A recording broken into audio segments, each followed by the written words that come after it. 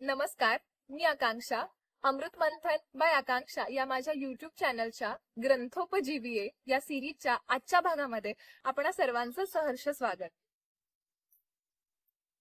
नुकताच श्रीकृष्ण जन्माष्टमीचा सोहळा संपन्न झालाय आणि आज आपण सारे जागोजागी होणाऱ्या दहीहंडीच्या समारंभाची वाट बघतोय. तर श्रीकृष्ण जन्माची कथा ही आपणा सर्वांना परिचित आहेच. कंसानी क्रूरपणे देवकीची पहिली 7 अपत्य मारली आणि त्याच्यानंतर श्रावणातल्या कृष्णाष्टमीला भगवान विष्णूंचा 8वा अवतार अर्थात श्रीकृष्ण याचा जन्म झाला.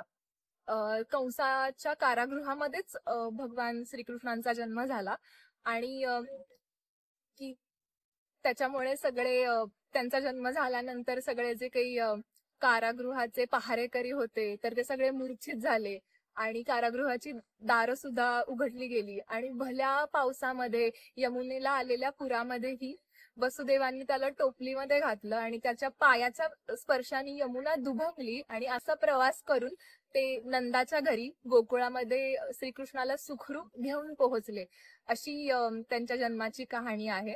तर त्याच्यावरती गदी माडगुळकर यांनी खूप सुंदर लिहिलंय आणि श्रीकृष्णाचा जन्म सुद्धा अंधारलेल्या रात्रीचाच आहे. अर्थात काळ रात्रीवरती मात करणारा एक युगंधर, एक युगपुरुष.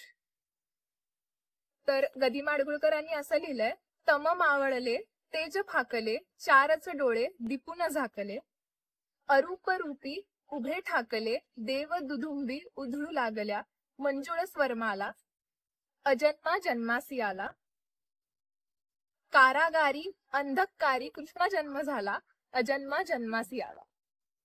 भगवान विष्णूंचा 8वा अवतार अर्थात श्रीकृष्ण साऱ्या द्वापर युगाचा अधिनायक. आ चंद्र सूर्य ज्याची क्षिती असंभव आहे अशी भगवद्गीता सांगणारा युगंधर. ह्या पूर्णावताराची आणि माझी पहिली ओळख झाली ती शिवाजी सावंत यांनी लिहिलेल्या युगंधर या पुस्तकामुळेच.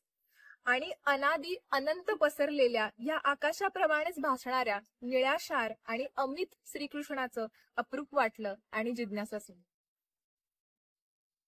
तर कोण आहे हा श्रीकृष्ण? तो निरागसपणे लीला दाखवणारा गोपाळ आहे की क्रुद्धपणे कालियामर्दन करणारा बालमल्ल? संगीताला गवसलेला एक सूर आहे की देवव्रताच्या समोर रथचक्र घेऊन प्रण अभेरण्यास सिद्ध झालेला समरांगण वीर? जरासंध आणि जयद्रथ यांचा वध करणारा कुटील राजकारण धुरंधर की शिशुपालाच्या 100व्या अपराधानंतर सुदर्शनाने सभेला भयकंपित करणारा खलमोही?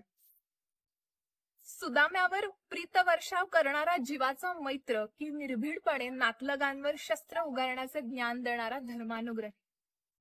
की जगाला प्रेमवेदाचे ज्ञान देणारा गहन प्रेमवीर की महाभारतासारखी धुमश्चक्री घडवणारा पुरंदर?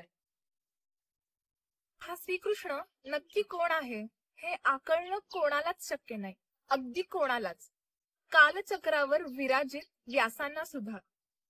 पण तो आहे धर्म मानणाऱ्या पांडवांचा सखा आणि कालाचे वेग धरून आयुष्याचे रथ मार्गी लावणारा पार्थसारथी.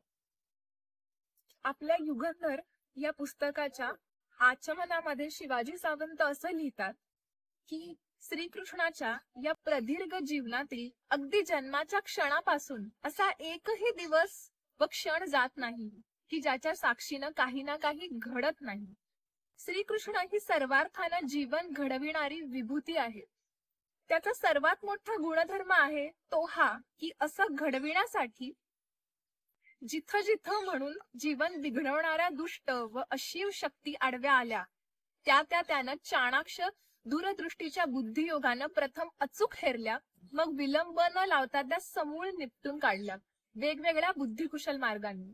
त्या निपटताना त्यानं दरवेळी आपल्याला थक्क करणाऱ्या पौरुषाचा सर्वस्वी नवाच अकल्पित असा आविष्कार घडविला. दरवेळी एकच शस्त्र नाही, एकच उपाय नाही, तर प्रत्येक प्रसंगी वातावरणानुसार योग्य उपाय त्यानं हाताळला. इथंच त्यानं भारतवर्षाच्या त्याच्या पूर्वीच्या ऐतिहासिक, सांस्कृतिक, सामाजिक व एकूणच समग्र भारतीय जीवनाला वळण देणारं युगंधरी रूप स्पष्ट होत नाही काय? वाढ व विकास या जीवनाच्या मूलभूत लक्षणांच्या आड येणाऱ्या अशीव शक्ती नुसत्या निपटणं म्हणजे प्रत्यक्ष जीवन घडवणं ठरतं का? नाही. ती जीवनातील स्पष्ट एकारलेली नकारात्मक दृष्टी ठरते. श्रीकृष्णानं जीवन घडविणारी जी सकारात्मक दृष्टी व तीही पावलोपावली ज्या डोळसपणे राबवली ती मला आजच्या ज्ञान विज्ञान व प्रज्ञानाच्या सळसळत्या युगात साहित्यिक म्हणून फार फार मोलाची वाटते. मी हा व्हिडिओ शेवटपर्यंत बघितला त्याबद्दल तुम्हा सर्वांचे खूप खूप आभार.